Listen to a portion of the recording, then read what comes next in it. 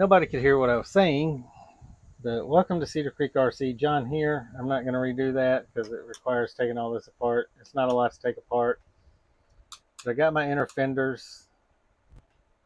Um, I'm just basically putting them together before I start putting them on the truck. I'm glad I caught it before I did the whole video.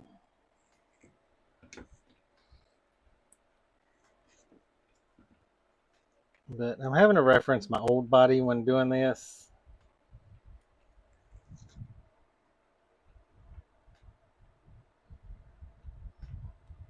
But it's pretty basic. And I was saying before, you have your front inner fenders, which have like just a little short piece, and then the rear has a big notch.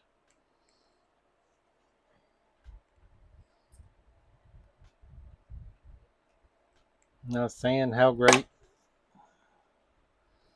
this K&K hardware kit is.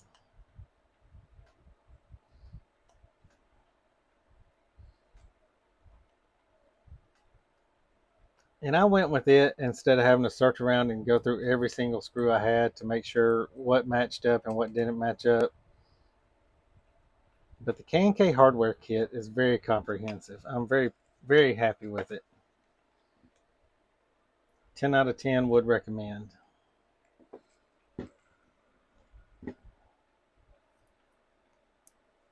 I'm probably going to be fumbling around with this, so this is probably going to be the only part of this video that we do today, is just getting these inner fenders on. And I think it's going to make the body look really good. And I'm going to keep the old body, I think, for now, just in case I do decide to go crawling or running around. So if something happens and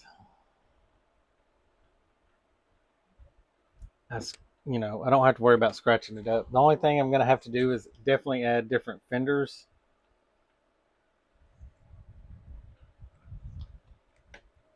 There are magnets to the fenders, which I can get some glue and magnets and do all that myself. Unless anybody has a link to some of the magnets that already have holes in them, that'd be great too.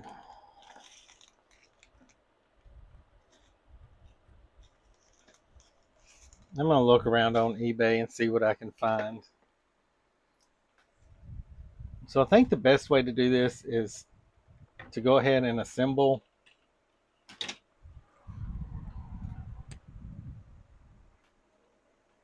everything. Put this up here and hope we don't scratch up this fresh paint job.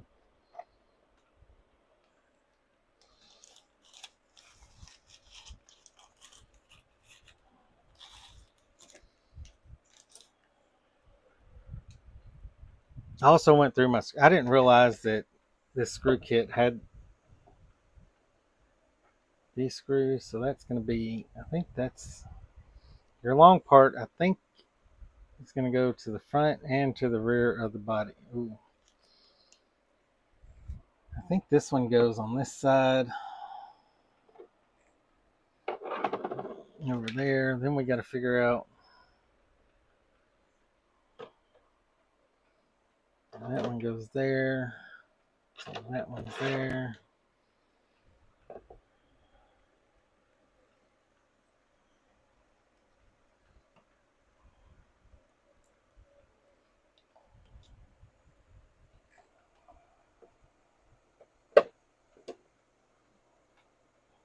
And now I'm just going to get them started.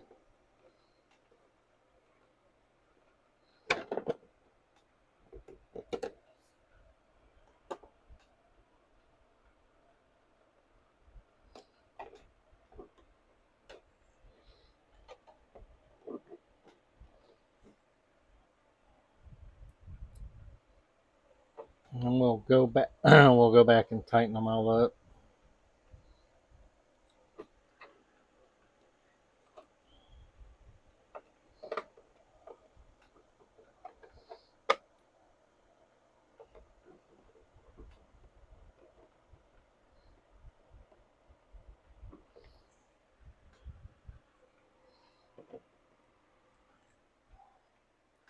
just so at least we can get kind of a preview of what it's going to look like. I'll put all the other ones in. I'll just go ahead and tighten these up because all the holes in theory should line up. I won't bore y'all with a bunch of just putting screws in. We'll get a good picture of what it's going to look like with the fenders on it.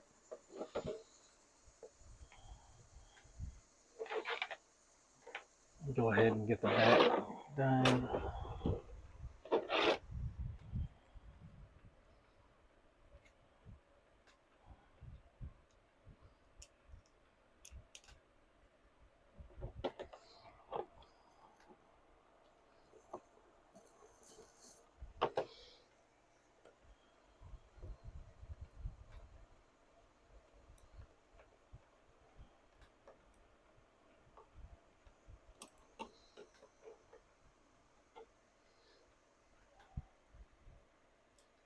And I've been doing some research on this, and also I recently acquired a Gen 7 Everest.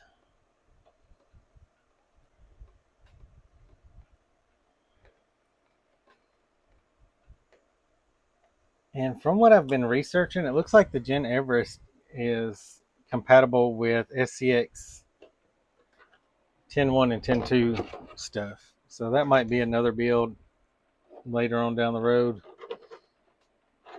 Or it might just be something I have that nobody ever sees. Probably have to show it off at least once.